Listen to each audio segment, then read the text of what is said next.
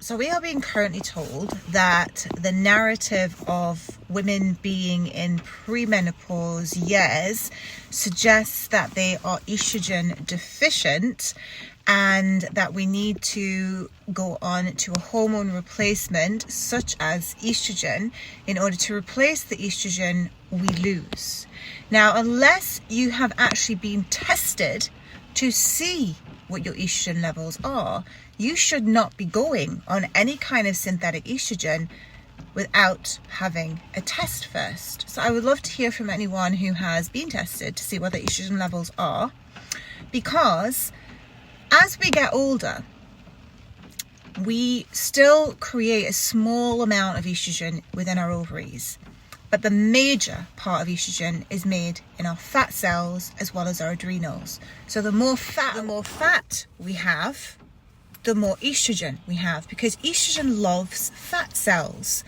So if you have more weight on you, you have more estrogen, and that's not a bad thing, unless of course you are overweight and that can create chronic health issues. We don't want them. But that little bit of extra fat is good for us when we get older, because then we've got that estrogen that protects us. So if you go on HRT and you already have a high amount of estrogen, and this is happening to my clients, they go on HRT, their estrogen levels are already high, but they don't know this because they haven't been tested. They go on the estrogen, and what happens is they're starting to develop symptoms such as blood clotting, heavy bleeding, painful cramps, their boobs are growing, and they're also getting breast tenderness, they're exhausted, they have headaches, the chronic fatigue. Some of my clients have also developed cysts within the groin, and that is all because they already had too much estrogen in their body. They've then gone on synthetic estrogen. They're feeding themselves with more estrogen, and the more estrogen a woman has, the more chances are she is going to get cancer. Last week I had a cancer client. The cancer they have is driven by estrogen. They were on the contraceptive pill for over 20 years. Their body has been pumped with so much artificial estrogen, their body has now created cancer. That's what happens in a woman's body when she has too much estrogen. It turns to cancer, especially the estrogen estradiol. Estradiol is what is being used in the contraceptive pill as well as HRT. So we do not want to have an excess amount of estrogen, because that is what has given us things such as breast cancer, ovarian cancer, endometrial cancers. We don't want these. And we have all of this synthetic estrogen in our environment in the form of xenoestrogens. They are absolutely everywhere. They're in the car right now. When we breathe in the car fume exhaust as well when we're driving, the materials that the car is made from, the clothes that we're wearing are also creating more estrogen. So when the estrogen is too high, the progesterone levels are too low. Progesterone is a very protective hormone. It's what prevents us from getting cancer. It prevents us from getting autoimmune diseases. It raises our immune system to prevent us from getting colds, flus, etc. It helps with our bone health. They tell you it's estrogen. It's actually progesterone. We also need vitamin D3, sunshine, to protect ourselves from osteoporosis, and vitamin C. Vitamin C builds the matrix of the body, your fascia. You know your fascia that we stretch when we do a yoga class? Vitamin C is what keeps it healthy. So the more vitamin C in your body, the better your collagen levels are. So collagen, we all know that it's prevention, aging. We want that. We want to slow down the aging process. But vitamin C is also needed to build the collagen, which builds the bone. So you need to be having those high dose vitamin C, which is all in my recipe books. And I say camu, amla powder, rose hip powder. We have acerola cherries. And yes, have your lemons and grapefruits and all the citrus fruits as well, but have high dose amounts of the other superfood powders that are in my recipe book. You have to have these to raise progesterone, because that's what vitamin C does as well. It helps to raise progesterone naturally. And we also need to make sure that we aren't bombarding ourselves with all of this excess estrogen. Estrogen's coming from food like dairy. Dairy is a feeder of estrogen. So we want to eliminate dairy. That's all I wanted to say on that topic right now, because cancer is something I am very passionate about prevention of for myself, because I've had radioactive iodine, which puts me at a higher risk of developing cancer. And I didn't know this when I had the treatment. You go to my website if you want to know my story. I also have cancer patients who I teach nutrition-wise. This is what we need to do. I don't want anyone to get that diagnosis of cancer, because it's now 1 in 2. Too many people I know are getting cancer.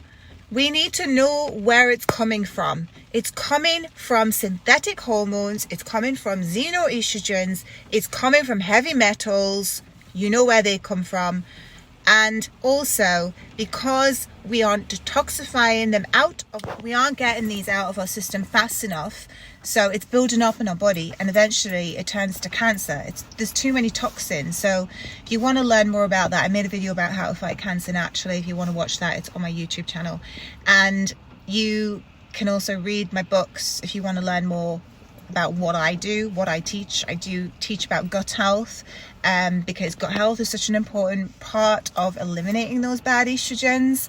And not to say that every estrogen is bad, because there's one really good estrogen that not many of us actually have, because we're not eating the right kind of foods to build up that healthy estrogen. We're eating the wrong foods, and we're putting too much toxic estrogen into our body, too many fake estrogens, and we're not getting enough progesterone, and we're losing our vitamin D3, and we're losing the vitamins and minerals that make our hormones, because we're not eating the right foods. And then we're taking synthetic hormones, which also deplete our body. We're losing the minerals via the synthetic hormones we're putting in. They destroy our gut microbiome when we're having all the contraceptive pills. They wipe out your gut microbiome completely. So then you're just lowering that immune system. And I've said this so many times before, that contraceptive pill, it gave me Graves' disease, as well as my poor diet as well, because when you have too much estrogen in your body, it blocks the ability for your thyroid to do its job. So all this estrogen is not good for us. We need to look at progesterone, and this is all the things that I'm going to be covering with you in my online pre-menopause and menopause course coming in 2024. And if you also would like to join my wellness retreat with Natalie Wiley in January 2024 in South Shields, that is available still to book. And let's crack this naturally. That is my approach.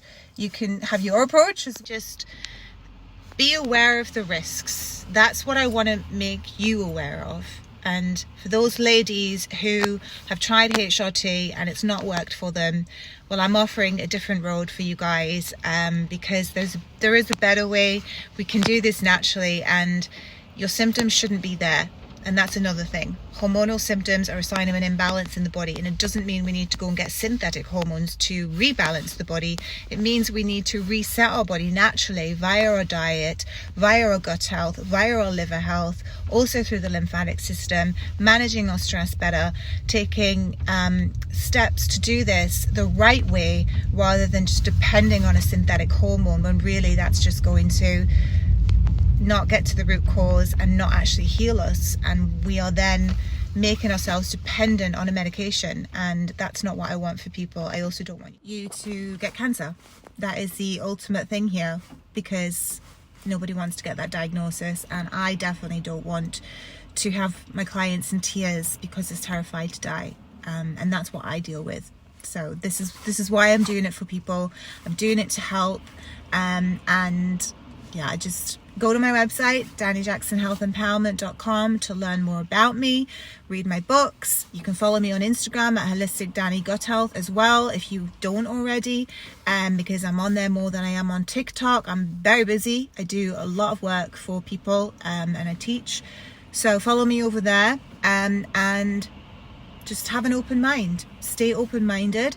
Know that there is a narrative out there that isn't actually really wanting to help us, and is making us worse. But you have to have an open mind to that. I'm here to teach you an alternative way. So all the best, guys.